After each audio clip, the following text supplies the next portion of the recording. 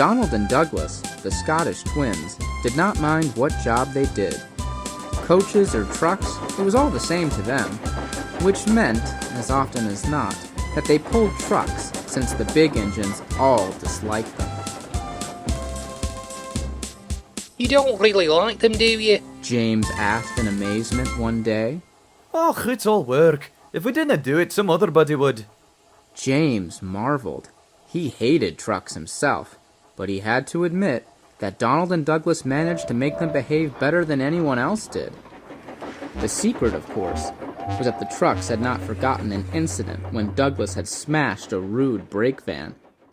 It had been an accident, really, but no one told the trucks, and they still thought that Douglas had done it on purpose. Keep on the right side of those two, the trucks had said to each other when either of the twins was about.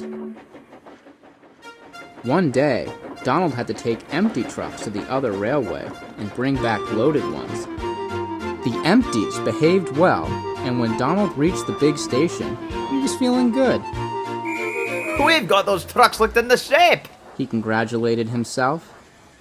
What he didn't realize was that the loaded ones he was about to take back were visitors, and had never been licked into shape by anybody. What's this? They screeched when Donald backed onto them. We want a proper engine, not an old-fashioned steam kettle. They should, of course, have known better, but then trucks never do. Old-fashioned? Oh, I'll teach you a lesson. Take that!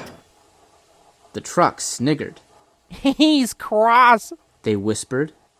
Let's have some fun. They behaved well for a while, and Donald began to think he had them under control. Like the trucks, he should have known better.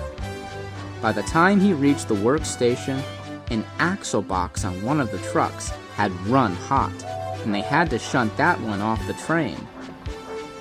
At the next station, the fireman had to fasten a brake rod which had slipped on, accidentally on purpose.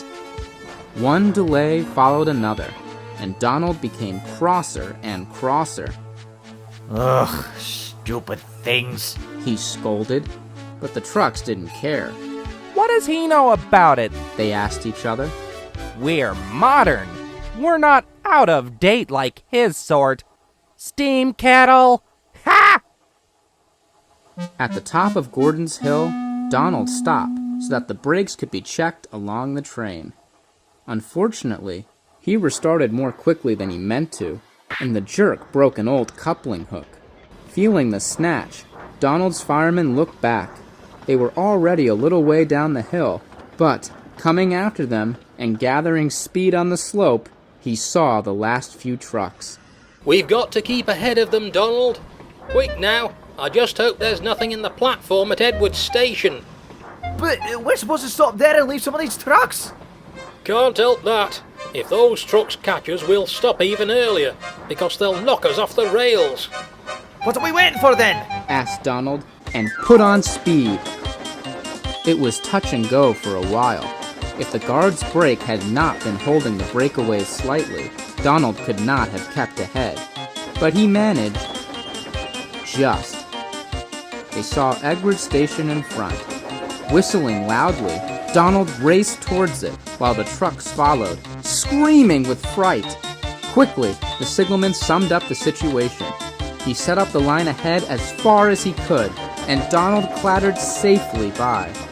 Then came the trucks, but the signalman saw with relief that they were slowing down by the time they reached him. With a groan of relief, they stopped, just beyond the station platform. The signalman sent out an obstruction danger warning and set all of his signals to stop. Then he waited. When he was sure that the trucks had stopped, Donald stopped too, half a mile further on. We shall need permission to go back. Nip back and clear it with the signalman, please.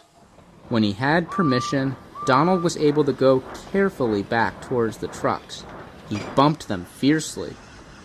Now, will you behave this time? This time the trucks had scared even themselves.